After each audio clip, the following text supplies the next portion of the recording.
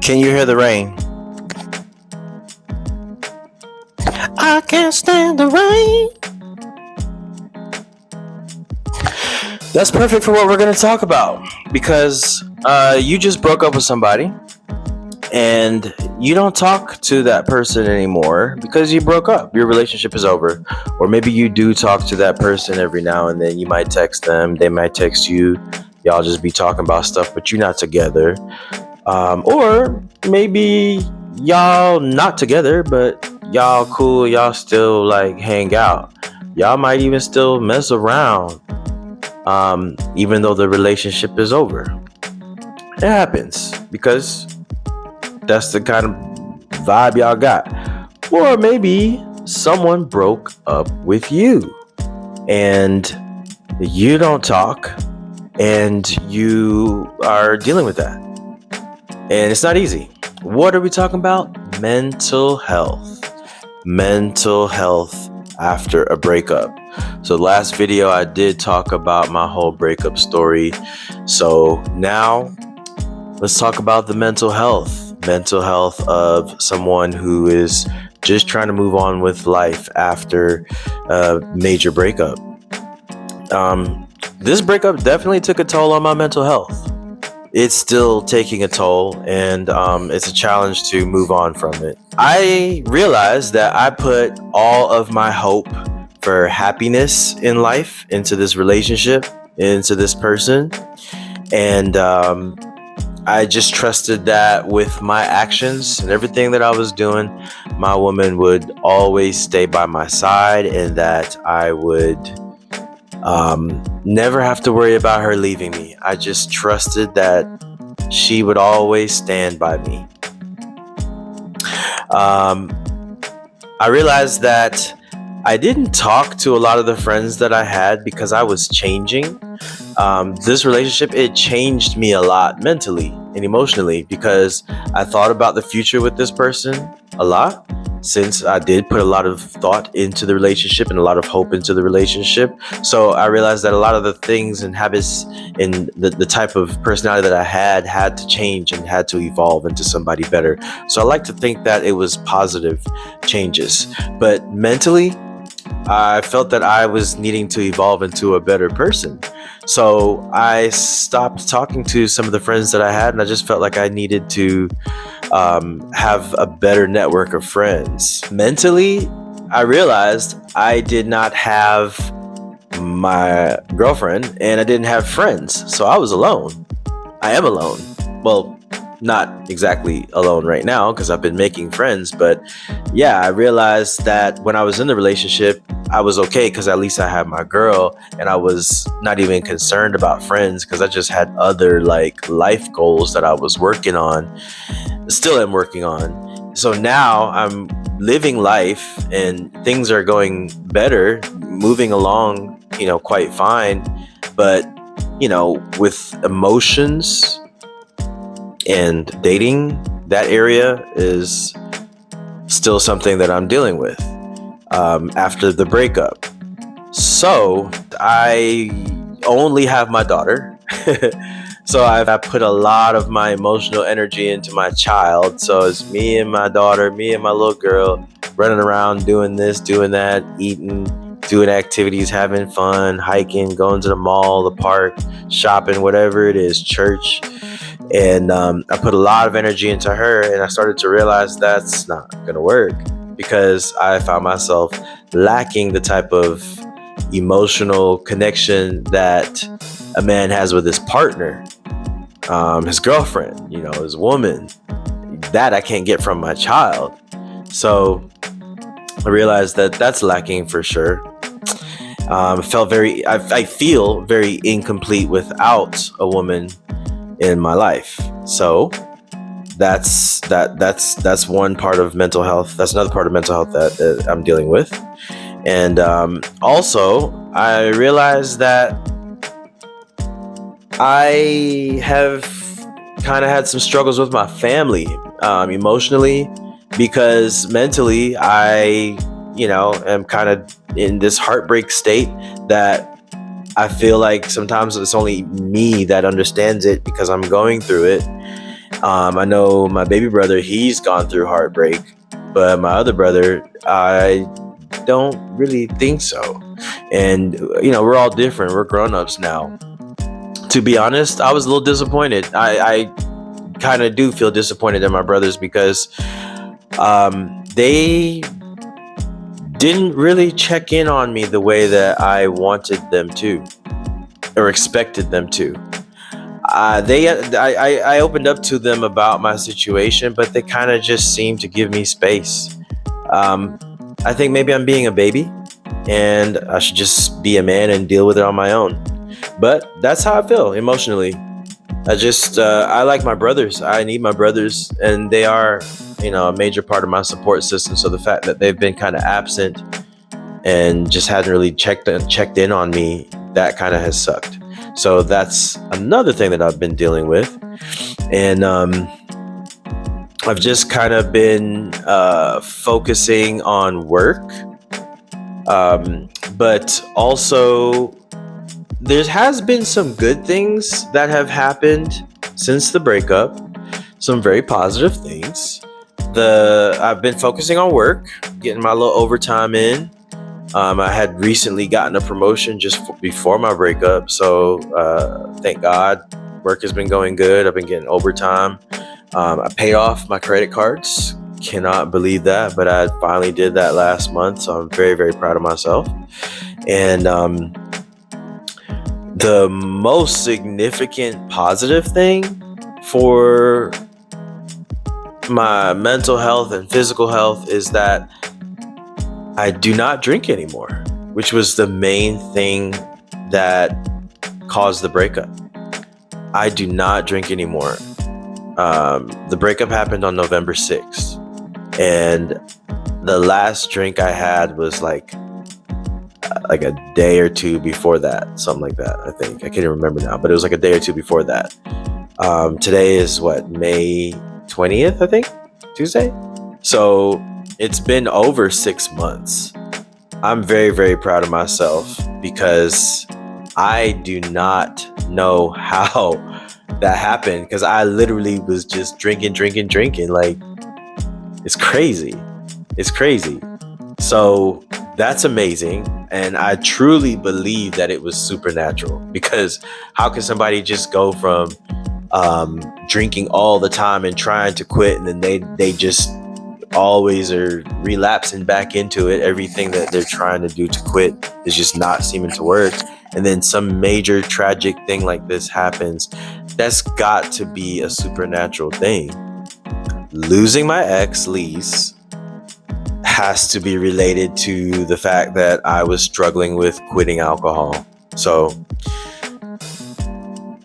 that's that. But there's also a good thing that happened. At first it was a bit of a struggle because I just wasn't eating. I didn't eat for 8 days after the breakup. So that breakup was on a Thursday, and I didn't really start eating until the following Friday. In that 8-day time span, I had 2 meals, which was like half my daughter's kids' meal at a restaurant, and then like some other small little tiny meal. But I was just drinking liquids and I just had no appetite. I ain't never gone that long without food. I had lost like 21 pounds in the span of like a month, because it just got to the point where, like, I think Monday through Thursday I just wouldn't eat. So I would have like 2 or 3 day time spans where I wasn't eating. This went on for like a month. And then the addiction to alcohol was kind of replaced with candy and sweets, and I gained back like 15 pounds. But since then, I've been trying to track my macronutrients. So I've lost about 5 pounds. So that's good. Also, my physical performance has improved in the gym. Like, I can do a little bit more cardio. I can do like an hour now. Before I was doing like 40 minutes. And I was doing like 750 meters in the pool. Now I can do 1,000 meters in the pool. So that is amazing for me. Small little improvement, but I do believe that has to be related to me not drinking alcohol. As a man, as a father, someone that's trying to be a provider, all of those like pressures just like weigh heavy on you when the only thing inside you could think of is like heartbreak. That sucks. It's a lot of pressure as a man to like have to go through those things when you're trying to move on from a breakup that, I just feel like it was such a valuable person that I lost. I have been diving into my faith. I've been in church a lot, really, really trying to keep consistency. So with that, I've been making new friends.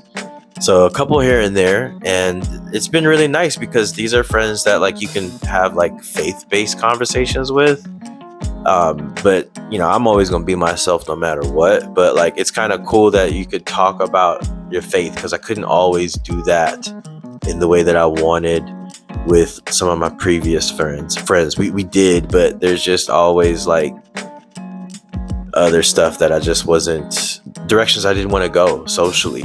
I haven't met anyone yet in terms of dating. I'm not exactly all the way there, even though like I really wish I met someone like yesterday. But to be honest, I'm not really all the way there yet. There is a really pretty woman at my church that I really do. I think she's gorgeous, but like I'm just not ready to say anything to her. I don't know if I should, but I might. Who knows? But I gotta do me. I have to do better. I have to be better. So that leads me to 3 lessons I learned about my mental health after a breakup. I learned these 3 major lessons that I think are going to, if I try to improve in these areas, this is going to really help me to move on and to conquer this whole heartbreak that I'm experiencing. So check it out. The first lesson I learned is that I should not put all of my hope into a relationship, into a woman that's going to be my answer to happiness. I learned that instead I should put my hope and faith into God, and to, God just leading me and guiding me to what I need to do to make the relationship better. I'm speaking as a believer. I'm someone who believes in Christ. The other lesson that I learned is that I can't dwell on the past. It's been 6 months, and it's been over 6 months, and I have just been making content on the same topic, which is my breakup. Wow, that's crazy. Like over half a year on the same topic. Wow. So yeah, I know that I can't keep dwelling on the past. So I will get over this. I'm doing it. Okay. But I'm trying to move forward. I know that. So trust me, I'm working towards that. And life is moving on. Like life still goes on. And then also, I also learned that I have to just trust that God will make me better. He's gonna make me the right person that I'm supposed to be ready for that woman that I'm gonna meet, who I'm gonna be with. I know this probably sounds really cheesy, but that's the best thing I could think of, because a lot of like what's been in my head mentally has just been like in my faith. Like I really just been in my Bible. I've been at church, and I just been trying to get my mind right and my spirit right. And a lot of people don't talk about stuff like that because it ain't cool. It's not like trending, but it's real for me, and it's the only way for me. And me trying to do me by myself, I mean, it's not gonna work. It didn't work because look, I lost my girl because of my actions and what I thought I could do. So now I'm trying this whole dating thing.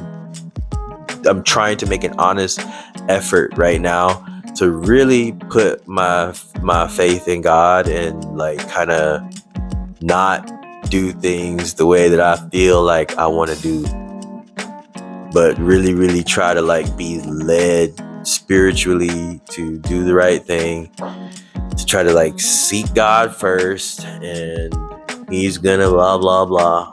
Let's see if this whole like Christian faith thing works. I mean, like, I'm a Christian, I'm a believer, but trust me, like, I'm a flawed human and I have my doubts as well. But I'm gonna put my trust in God. So anyway, and also I learned that I can't take too long to commit. Can't take too long to commit. I think I had an insecurity in the past of feeling the need to take my time because everything had to be right. And it's got to be the right girl. And if she ain't the right girl, she ain't the right one. And then just move on. You can get somebody better because, like, you're handsome. You don't need her. Man, that's so dumb when I think back at that, because my God, like, I feel like I have had wonderful women in my presence, like wonderful women that could have been, but like, I think that my insecurities have gotten the best of me at time. Oh my God. Thunder. Maybe I should stop the video. But anyway, so yeah. Mental health is a challenge, but there's got to be light at the end of the tunnel. So I'm going to keep documenting this and sharing this whole experience. And if I meet somebody, I'm going to tell y'all about it, okay? I'm going to tell you about her if I meet somebody, when I meet somebody, because I'm going to meet somebody. Anyway. Bye.